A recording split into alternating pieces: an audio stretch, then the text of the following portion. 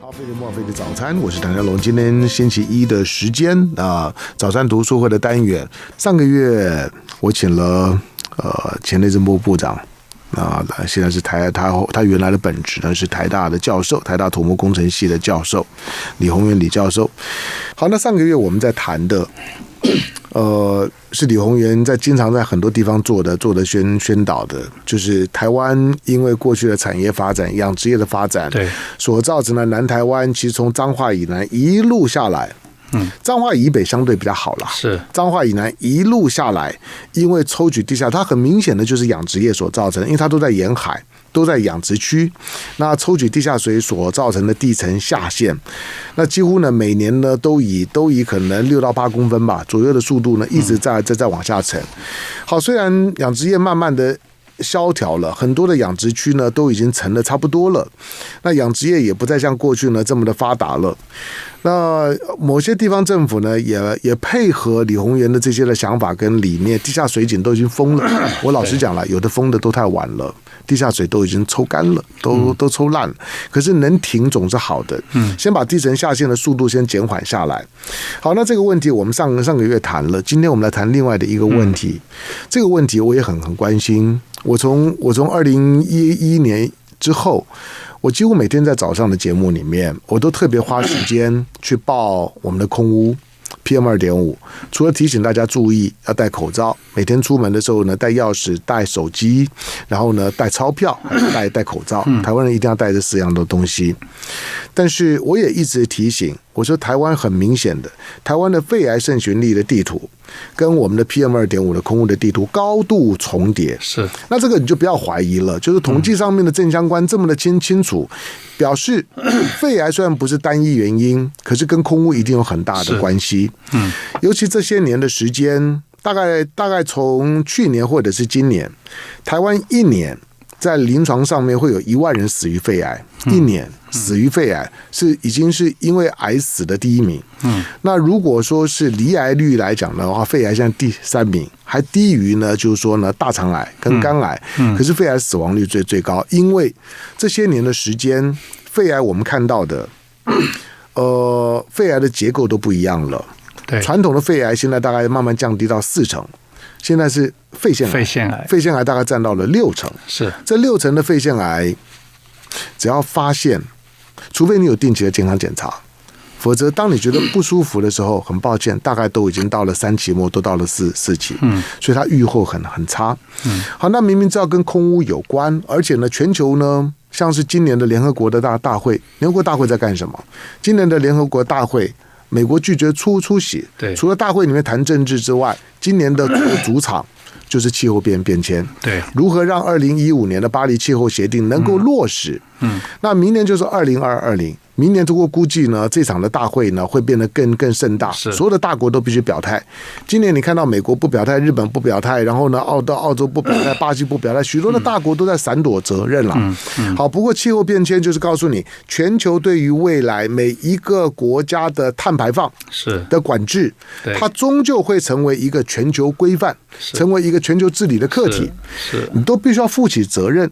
那台湾的碳排放比例这么高，你如果不负责任，你将来连你的贸易的进出口都会呢受影响，好吧？这些呢都是基本的常识。接下去我要听李鸿源的看法。那对于台湾的这部分的议题，你的想法呢？好，我想大家都以为我是学水利工程的，确实。可是我从2004年开始，2000年开始，就跟荷兰人开始在研究，如何把二氧化碳降下来。因为呢，当我们在谈全球气候变迁的时候呢，一个叫做因应，一个叫做调适。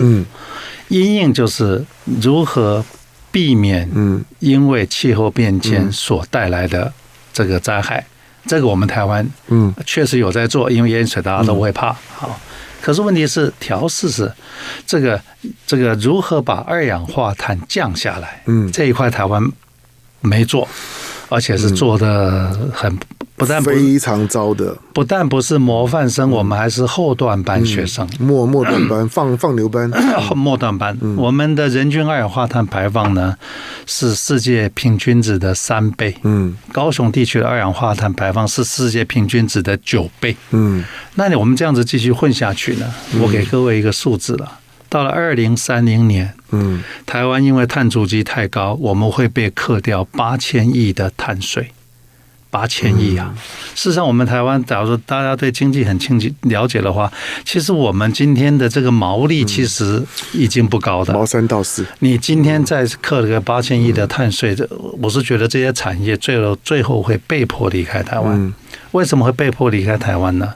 今天已经不是说我这家工厂，我用最清洁的方法，我制造我的二氧化碳排放事实上是不高的，可是很抱歉，你用了台电的1度电，它的碳足迹就会加在你的工厂上面，因为现在在世界上还有一个，他们还做了一件事情叫做碳揭露，大概从2009年开始就甚至还更早，就说你今天一个大企业，你到了年终，你要交代你去年1年制造了多少二氧化碳。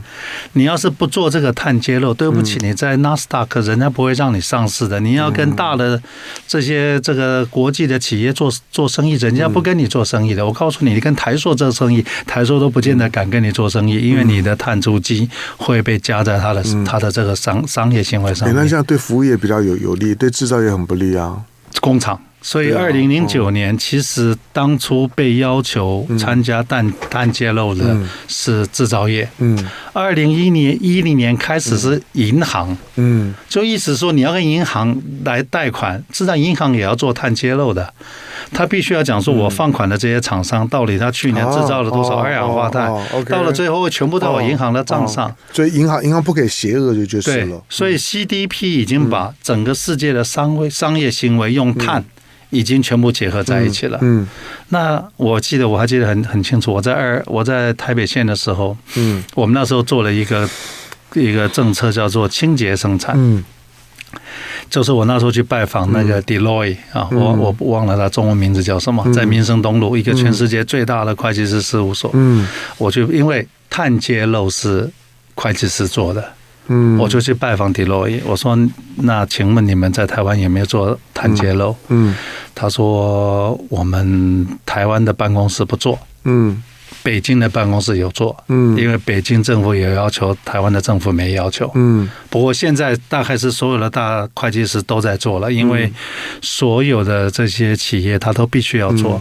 所以我记得我民国100年，我还没到行政院服务的时候呢，我就开始思考，那怎么办？那时候我就写了一个 proposal， 那时候我做了一个整理，台湾有38家被要求做碳揭露，这38家是谁呢？就是所有的上市上柜公司，38家。然后我就写了一个 proposal 给吴敦义吴院长，叫做38加2。2是谁？中油加台电。这40家呢，台湾88.8%的温室气体就在这40家里面，台湾大部分的产值都在这40家里面，所以只要管这40家就好了。你把它管好就好了，其实不用管太多，根本不用管太多。你只要把这40家抓住，事实上台湾的二氧化碳就已经降下来了。而且那时候这叫做38加2。就那时候就写了一个 proposal 给吴院长，说我们打一个包。然后把这个几个主要的国立大学、工研院一起协助这40家，帮他们把二氧化碳盘查下来，帮他们把二氧化碳降下来。那这样子的话呢，我们二氧化碳降下来了，跟我们合作的这些学校也好，工研院也好，他们的这个节能减碳的这个技能提高了，产业就出来了，解决我们的问题，把我们绿色产业做出来。那是民国100年，我记得。结果呢，过不久被发表当工程会主委，这件事情我就不能再说了，因为那是经济部的业务，不是我工程会，或是我后来内政部的业务。所以你就会发现说，从民国我在台北县的时候决定要推，我最近又把我当初写的 PowerPoint 又拿出来看一遍，我告诉你，看得真要掉眼泪，11年过去了。我们碳足迹不但没有减少，还越来越高。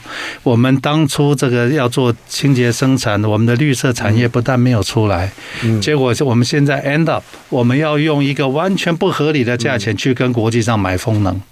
我们到了今天对整个能源论述没有论述清楚，再加上2030年，大家觉得2030年还很久吗？不久啊。10年，我请问你，10年之内我们可以把二氧化碳降下来吗？10年之内我们会让我们的这个清洁这个替代能源的产业出来吗？以今天台湾的政府对这件事情的认知，我觉得根本不可能。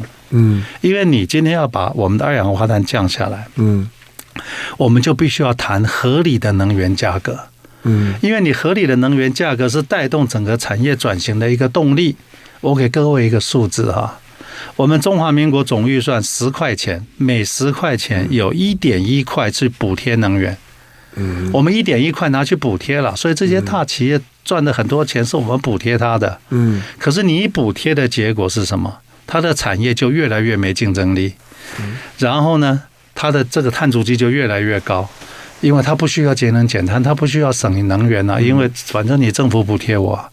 然后科技部就不会投很多的钱去做替代能源的研究，所以我们大学的这个 research 的这个 topic 就跟其他的国家没有办法比。所以大家今天都在替我们台湾大学担心一件事情，我们台大的国际排名在往后掉。我告诉各位，还会继续往后掉。当一个国立大学的国际排名在往后掉，就是告诉我们是我们的国力在往后掉嘛。所以核能的能源价格我们全部用民粹在操作。我给各位举一个例子，一个国家叫瑞典。瑞典在2005年定出他们国家的能源政策。你知道瑞典的能源政策是什么吗？什么？到2020年，明年全国不用一滴汽油。人家明年的全国不用一滴汽油，这怎么办呢？这是一个小国的豪情壮志啊！好，你再去看，那怎么可能？他们自己的 Saab 汽车这些不都在卖？可是人家就要开始研究氢能，开始研究所有的这个电动车替代能源。好，你今天去看他们的替代能源使用率，我告诉你，到现在应该是已经超过80%了。你知道我们的台湾替代能源使用率多少吗？多少？几乎0。你再去看瑞典的大学在教什么，你再看我们的台湾的大学在教什么，你就会恍然大悟。为什么我们的国力、我们的大学的排名在往后掉？因为我们把所有的东西都用民粹在炒作。我们当一谈到能源，所有人讲说，这些滚滚诸公啊，立委的滚滚诸公说，我们要帮老百姓看紧荷包。我告诉各位，我刚刚讲1.1块是补贴大企业的，他们在帮大企业看紧荷包。其实台湾只要把大企业搞定了，对我们这些升斗小民，事实上他要补贴我们是很容易的。可是问题是，你要给这些大企业，我是觉得要给胡萝卜，也要给棒子。我们今天节水也好，这个节能减碳也好，我们都在道德劝说。我们已经道德劝说快20年了。你光给胡萝卜没有用的，你要把棒子拿出来。那怎么棒子拿出来呢？为什么要做这件事情呢？你刚刚讲 PM2.5， 我给各位一个数字，1/3来自境外，1/3是交通造成的，造成污染1/3才是他们这个产业。那你要让这个大企业把二氧化碳降下来呢，有一个专有名词。其实我们今天讲 PM2.5 讲了那么久，没有人讲到一个 keyword 叫做清洁生产。Cleaner production。什么叫清洁生产？清洁生产就是说呢，我今天把一群专家到你的工厂里面去，我不动任何的这个你的设备我把你的这个整个制造流程调一调，我 easily 可以省25%的电。然后我再把你的这个废弃物想办法让它变成另外一种产品的这个原料，我就可以把你的废弃物全部资源化。这个东西到了现在呢，其实我们在2000年做的时候还是很新的名词，现在呢叫做循环经济。其实我上个礼拜去荷兰也是就是看他们的循环经济，他们怎么做这件事情。所以呢，我是觉得我为什么会思考这个问题呢？我在台北县服务的时候，你知道我们台北县的二氧化碳50.9%来自于林口火力发电厂。所以我要把二氧化碳降下来，其实太简单，我只把林口火力发电厂搞定就好了。林口火力发电，可是林口火力已经是过去民进党所说的新型的火力机组了，已经是新型的机组了，已经是新型的燃煤机组了，还这个样子。林口火力发电厂一年排1300万公吨的二氧化碳，你知道1300万公吨是什么概念吗？这个每一年有一年叫做国际环保日，叫大家什么这个不要穿西装骑脚踏车，1楼到3楼不要坐电梯，全国折腾下来大概可以省个10吨，1300万吨。好，1300万公吨的二氧化碳呢，在2008年呢市价呢1公吨呢这个30欧元。就是说二氧化碳实际上是可以用期货在买卖的。所以我就做了一笔账。我就跟林口火力发电厂讲，那我在台北县服务啊，我说呢，我帮你算一算呢，我说你欠我们台北县1年131亿，使用者污染者付费，你把你二氧化碳买回去，我要跟他讲说呢，我给你打个折扣，1年120亿就好了，你拿5年出来，600亿。我台北县政府跟你成立一个叫做电碳基金，我就600亿要干什么呢？我这600亿就在5年之内，让我们台北县减掉900万公吨的二氧化碳。可是你减900万公吨的二氧化碳，你要把这个交通、住商、产业全部都要分出来。我们台北县有200万辆摩托车，我就有200万辆电动摩托车的市场。我们台北县有多少学校，有多少工厂，我们就定出一个很有计划的一个的政策，很有节奏的。那我跟工研院合作，跟台大合作，跟成大合作，我们一起把这个台北县的二氧化碳降下来。5年之内900万公吨的二氧化碳降下来了。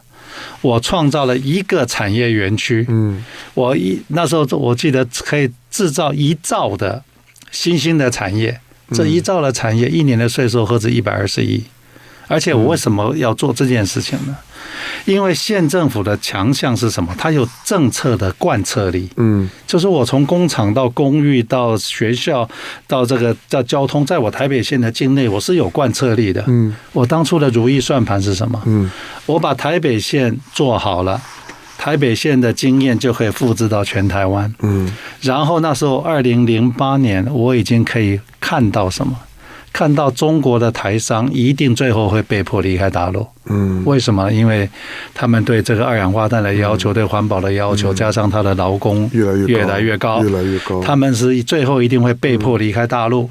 我们那时候就想说，我利用这个经验到大陆协助台商把二氧化碳污染降下来，再从大陆进到这个全中国的华商。2008年，假如当初那个蓝图这样子做的话，今年台湾不是这样的光景。我们不可能花钱去跟人家买一个完全不合理的风电，这个东西叫清洁生产。李宏源在讲的这一段呢，是今年，当然在这几年我一直在注意大陆的有关于就是说呢，这空污管制的问题。因为我们从 WHO 的一些发布数据来看，一年大概会有好几百，他估计300万人左右会死于跟空污有关的。那这300万里面的90%呢都会在东亚区，而在东亚区里面绝大部分都会在中国跟印度，它人多，污染也很严重。好，那我还记得2014年的时候，北京开 IPEC 峰会的时候，那个时候出现了 IPEC 蓝，那个时候呢，大陆也有一支很有名的纪录片叫《穹顶之下》，谈大陆的空污多可怕，那个叫柴静的拍的。好，那支纪录片当然引发了大陆很多的讨论，虽然后来那个片子官方采取一个软性抵制，所以之后呢不太谈。不过官方在于有关于空污的管制上面来讲，我觉得雷厉风行。那今年我们刚刚讲，就是说在联合国的气候峰会上面，虽然几个大国都逃避着责任，连美国都不来，但是现在这个场合，中国俨然是他的主场。对，他就在这个场合当中不断的告诉大家，我在碳管制在空污方面的落实。那他现在呢，每年都是以呢稍微超标的速度呢在往前走。好，所以大陆方面，如果你很久没有去大陆去北京的，那个 IPEC 栏在当初被认为是笑话。是为了 IPEC 峰会的关系，所以特别呢把周围做了整理。可是之后虽然不是空污，因此呢就一触可及的变好了。可是其实北京现在的雾霾的天数很明显的减少了很多很多。改善很多。那他们做了非常大的努力，现在1线2线的城市的空污管制其实很有成效。好，所以表示他们落实比我们快。对，那我们反而就像李鸿英讲的，好像大家都没有动，都不当一回事。我们再来看，就是说，现在全世界欧洲国家现在积极在推动的，就是说如何让煤炭，就是说呢，煤炭发电，煤发电呢能够彻底的消失，他们要归零。可是我们注意到台湾看起来要减煤，要让煤归零，非常的困难。是，到现在为止比例仍然非常高。那怎么办？进广告，回头继续跟李鸿英聊。飞轮播网飞碟早餐，我是谭家龙。好，有关于空污的问题，其实即使是选举体制的国家，也没有像台湾这么因循苟且的。是，我们千万不要因为说啊，因为我们台湾是民选的，所以呢，政治人物呢就没有远见，所以就不负责任，所以就一直呢把责任呢丢给下一任的领导人，然后祸延子孙，并不是。是我们刚刚讲的，不管瑞典也好，德国也好，荷兰也好。这都是民主国家。是，那他们为什么可以落实？我觉得国家治理的理念以及老百姓的成熟度很重要。对，老百姓如何避免这种的政治人物民粹式的炒作，跟肉统政治的，就是过度承诺，能够知道很务实的面对呢，就是说政治人物跟政党的承诺这件事情，才会让国家呢整体的进步，才会达到李鸿源所讲的一流的国家。好，那我们刚刚讲的那些的问题，我相信啦，如果比较能够保持理智的，以及对这些大议题关心的人，即使没有办法像李鸿源讲的这么的深刻，可大致上知道台湾这个问题很严重。我觉得我还是呼应这个香农的讲法。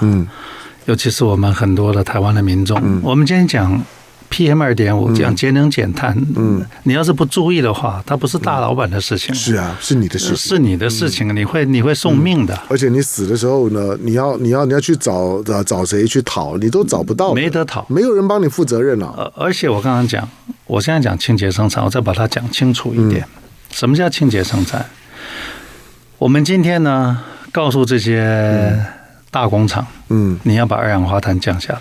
我给你一个目标，然后现在没问题来了。这些工厂讲说我没有专业，政府就主力就把工研院或者几个主要大学成立一个辅导团，我去帮你做体检，我帮你开药方，然后呢开完以后呢，就告诉你说你的设备要如何更新，要升级，然后呢在这个平台上面，这个厂商就进来了，政府在做 matching。然后这些大企业说好，那我要做这件事情呢，我没钱，大企业是不至于没钱的，我银行贷款给你，银行贷款给你，只要这个动作一做下去以后呢，其实我们二氧化碳降下来了，节能产业出来了，这些一起协助的厂商，他的能力也起来了。那中小企业、大企业，我相信不需要政府这么做，他们自己可以做。中小企业呢，真的是需要政府辅导的，我们不能让它这样自生自灭。所以这动作一做下去以后呢，其实台湾的产业升级的二氧化碳降下来了，我们的健康也就来了。其实我也跟各位报告呢，现在的这些国际上市上柜公司，他们都有在做。譬如说，你今天问台积电，他也没有做，他当然有做；你问台塑，他也没有做，他也会跟你讲他有做。可是我们今天呢，我就碰到这个很多的这些大企业的老板，他们都会觉得很冤枉。我做的这么好，做了这么多，为什么我们今天一天到晚被人家攻击？譬如说 PM2.5， 大家就一路攻击说，你看就是六轻造成的，就是这个台中火力发电厂造成的。我觉得这数字不妨大家摊开来看。假如说，我是觉得我们今天不要反商，我们今天是很专业的来看。假如你还有改善空间，你应该要怎么改善？你到底做得很好，那我们应该给你掌声。那你做得很好，那你今天所有的这些这些企业里面，你应该是把你的经验跟大家来分享。所以今天变成说，我们政府没有做这个平台，而且这些大的企业他们去做，非常可能他是找外国的这些顾问公司、技术人员来协助他。结果政府没有做这个平台，反而说让我们的这个工作机会、科研机会都让外国人拿去了，我们在所有的大学没有受益啊。所以今天要做这件事情，我刚刚讲38+2，他们都在做。可是他们做的东西与我们的大学、与我们的工研院几乎没有任何关系。然后你今天 PM2.5， 那 PM2.5 后面就是二氧化碳跟 PM2.5， 它一定是高度相关的。然后这个东西我们就想，那它后面应该要怎么样从这个落实到公共卫生？我记得这个台塑啊，这个上次好像烧了火，烧了蛮久的。然后就有人攻击他们说，你们造成了太多的污染，制造了 PM2.5， 然后他们就哑巴吃黄连。他说我明明做得很好，为什么攻击我？我说这样子吧，你自己讲你做得很好没有用的，而且也不会有一个大学教授愿意跳出来帮你背书。我还帮他们做个 matching， 我还带他们去找成大，我说你们今天呢？成大在南部组一群专家学者，不只是成大的，全南部的，去帮你们整个的这个6轻工业区做一个总体检 ，face finding， 全部摊开来谈。你到底哪边做得好，哪边做得不好，有多少改善空间？然后利用这个机会，再把邻近的这些麦寮啊、这些地盘下先去做一个重整。这两个东西做起来以后，事实上我们就有一个 model 在那个地方了。这个东西做完以后，事实上这些合作的教授他就有十足的经验。未来政府要找部长，事实上他们这些人都训练好的。后来做了吗？没有。为什么？因为这个计划对一个大学来讲太大。因为我们在讲，因为我们现在大学已经让整个大学的教授，我们的眼光、我们的这个胃口大概只有100万台币、1000万台币，一下子丢给你20亿，他们是吃不下来的。其实我是觉得，我一直在思考，今天我们不要反商，我们今天应该要看清楚，协助他 upgrade，利用这个 momentum 把我们大学的老师训练好，然后这些人未来当部长，他不会只是只会读书的写 paper 的人。所以当初我很遗憾的是，这个平台并没有几乎这个临门一脚没进去。这个问题就即使这6、7年的时间，我每天在节目上面，我开宗明义的，我就是报天气之后就报空气。以前只有气象报告，现在我从我开始了，因为我的之后让很多媒体都会做，我多了一个空气报告。好，那多了空气报告之后，我也不断的去把一些的我们的政府机关的一些的数字整理给大家看。除了刚刚讲，就是说很明显的，我们的空污地图跟我们的肺癌盛行率的地图高度重叠，对，表示空污跟肺癌之间的高度的正相关。跟过去你认为的抽烟当然也还是，但是抽烟导致的肺癌跟空污的肺癌的形式不一样。那肺腺癌跟空污有高度的相关，尤其都在中南部。对，那再加上有人觉得说可能很多妇女呢是因为油烟机的关系，早期是了，但是我认为现在这个比例也大幅的降低。你从肺癌的形式就知道肺腺癌。那你把数字上再摊开来看，台湾人明明从北往南，越往南命越短。平均余命台北跟高雄差5岁多。同样的一个双胞胎，在台北呢就比高雄多活5年。那个大概是全民健保20年呢才能够达到的成绩。是砸了这么多钱才能够多活5年。可是那为什么中南部？好吧，上次地方选举的时候还不错，因为我看到卢秀燕也好，他们终于把空污这个诉求拿出来谈了，看起来老百姓呢也买单。可是，在政策的落实上面来讲，为什么这么困难？为什么我们的碳管制、我们的 PM2.5， 而且我们的 PM2.5 的标准，虽然我们用的是 WHO 的标准，可 WHO 一直强调说这个标准还太宽松。他们认为标准应该更限缩。那为什么台湾在这方面好像老百姓的自觉也不够，而政府就是不断的推拖拉，一直都没有成绩？因为现在就是这件事情，我过去在行政院很为难的原因是，这些事情我内政部是不能讲话的，不关我的事。可是这件事情到了行政院，他又跨了好几个步。今天我们的这个所谓的这个碳排放的主管官署是环保署，可是环保署在我们行政院是一个弱势的部会啊。环保署只能告诉你说，比如说我们环保署一直在讲说，我到某一年要把二氧化碳降到某一年的50%，可是问题是，这个目标出来以后，他没有告诉内政部你要减多少，交通部他 quota 没有分出去的，所以你讲你的，我做我的，你的减碳目标跟我的政策完全没落实。所以今天我是觉得，我们今天节能减碳，不管从任何原因，我们都非做不可。从工业原因，从我们全民的这个生命的这个安全，我们都非做不可。可是问题是你今天行政院到底有没有搞清楚你要怎么做？今天问题是行政院根本搞不清楚要怎么做。今天行政院没有人告诉他，你今天清洁生产，你工业局要干什么，环保署要干嘛，你们的这个卫生部、卫福部要干什么？事实上，我们整个的目标没有，目标有，但是执行策略完全没有。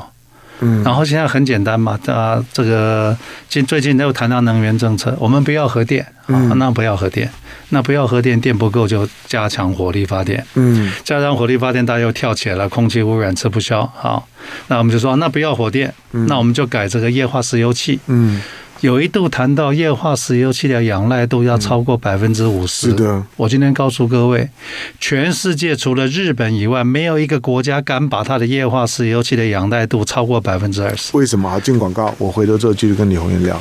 好，飞轮不枉费的早餐，我是唐湘龙。好，今天礼拜一的时间，在我们现场的前内政部长现在是台湾大学土木工程学系的教授李宏源李教授。我虽然开玩笑讲的，就是说李宏源这个人很无聊，每次到了选举呢，就出选举书，但他自己又不选，他只是呢把他对国家的思考呢，这就苦口婆心的一直讲。好，那这本书《台湾必须面对的真相》，每一位总统候选人都该看。时报出版，就确实啦，我不是从蓝绿的角度谈这件事情。我想李宏源写也不是只给国民党的候选人看，而是希望只要你想当总统，台湾的总统的权力是很大的，你就应该认真的去思考这些李宏源所丢出来的问题。我们刚结束最后这个问题，因为有关空污的问题，最少有1/3跟能源政策是有关的。刚刚李宏源讲了。那能源政策的部分，我有讲我个人的，我过去一直强调，就台湾最适合的能源呢，一定是核能加绿能。这我的看，我不知道对错。核能加绿能，我希望把火力发电，不只是降低，早晚有一天我们必须要把它打到0。那尤其现在全世界欧洲呢都希望都已经设定了，就是说呢零碳的时间，欧洲每个国家都设定了零碳的时间。对，你刚讲有很多的国家都已经设定了，就是说呢零汽油的时间。对，大家都在朝这个路走，但台湾遥遥落后，而且停滞不前。是，你的能源政策呢？我刚刚讲哈。没有一个国家可以把液化石油气仰赖超过20%，因为它是一个不稳定的气体，非常不稳定，运送也很危险，储存也很危险，而且只要中东一发生问题，我们就要断气的。可是现在美国一直逼着台湾买啊，问题是那是他们国家的利益啊，我们要考虑的是我们自己国家的利益。那我们今天能源要怎么论述？我觉得今天经济部要把我们的所有的能源呢做出一个账出来，我们的所有的替代能源、电价结构、备载容量等等等等，做完以后呢，做4个方案，哪4个方案？核能1、2、3、4，就是原来的如意算盘。第2个方案没有核四的1、2、3升级延役。第3个方案有核四1、2、3照着他的 agenda 退伍。第4个方案是大家最想看到的1、2、3、4都没有了。这个4个方案做完以后呢，要做分析什么？对社会的冲击，对经济的冲击，对社会经济的冲击。分析完以后呢，我可以坦白的告诉各位，1跟4都不是选项，选项是 somewhere between 2跟3。这个2个方案要公投拿去公投，要民调拿去民调。中级废核可不可以操作？中级废核当然可以操作。蓝绿白坐下来谈。那个时间点到底要定在15年后还是20年后？我告诉各位，没有20年的准备是办不到的，不可能的。定完以后开始往前推，第1年、第5年、第10年、第15年，所有的目标值都要定出来。我们把目标值都达到以后，到了那一年，很专业的把我们核电厂关掉，我们不缺电。这个叫做政治的专业。可这样成本非常高吧？不是，这个是必须要走的一条路。可是问题是你今天呢，你不这么做，结果呢，今天很多的政治人物告诉你们，我们不要核电，顺便然后保证不缺电，顺便保证不涨电价。这3件事情是不可能办到，不可能同时办到。居然有人讲得出来，还有人会相信。所以我是觉得我们能源要回归到专业。我们真的把我们的能源摊开来谈。假如是真的要谈终极废核是可以的，但是在这里面我们就必须要谈到什么？谈到合理的能源价格。可是我们今天为什么所有的政治人物都选择不碰？因为你一谈到合理的能源价格，到了立法院全部用民粹在炒作。你用民粹在炒作的结果是，就没有一件事情踏得出去。所以我们今天真的对能源到今天为止连一个完整的论述都没有。今天这个民进党说他好像到2020几年他要终极废核，2025年不可能，根本来不及，所以还剩5-6年而已，绝不可能。大家都讲德国是一个 model，我们好好去研究德国。德国谈终极废核，人家搞了快20年了。对，而且他毕竟还在一个欧洲的电网里，而且他自己没有核电，那法国70几个核电了，所以他不怕他没有电，他可以跟欧洲其他国家买电。我们不可能的，我们没电就是没电的。英国现在还在，英国自己产油，但他现在还在盖新的核电厂。其实我们不是说我们在永和，我们也只能讲说，对，终极废核是我们的目标。但是我们也会注意说，事实上新的核电厂是越来越安全，是越来越安全。所以我是觉得我们今天真的对台湾的整个能源，我们回归到专业，而且我还是呼吁所有的老百姓，你去看看人家德国的电价，再看看我们的电价。对啊，德国的电价它不只是高，一度大概13-14块台币吧，是啊，平均。台湾的一度的电价平均大概2块多台币。而且我看了最新的说就是上个礼拜联合报做了一个大篇幅的一个采访，他到德国去年有90几万户被断电，因为他缴不起电费，是穷人缴不起，那个电价是高不可攀的，是，所以它会形成是另外的一个社会问题。好了，就是说换句话说，李鸿源一直在讲的政策不会只有一个面向，对。那当你要推一个政策，有设定的政策目标了之后，许多面向都要相应的调整，对，要不然国家治理一定会挖东墙补西墙。但是不管怎么样，有些人核心的课题，而且是已经迫在眉睫的课题，我们要勇于面对。2020不只是两岸的问题，两岸虽然很严肃，可是就算两岸没有兵凶战危，台湾仍然有自己很严肃的内部问题，急着要我们处理，这是李鸿源讲的重点。好，这本书台湾必须面对的真相，给每一位总统候选人都该看的书，李鸿源写的，时报出版，跟他的前一本书，台湾如何成为一流国家，你可以放在一起看。下个月我在跟李鸿源见面的时候，大概就在选举前10天了。那个时候除了把书再谈之外，李鸿源可以谈一谈，就是说那个时候大概个别的候选人对于国家大政方针大概勉强都提了一点点的看法。是那个时候再请李鸿源李教授呢跟大家详细的分析，他觉得每个总统候选人在这些核心问题上面的对应态度，他的评价。感谢李教授，好，谢谢香龙。下回聊来进广告。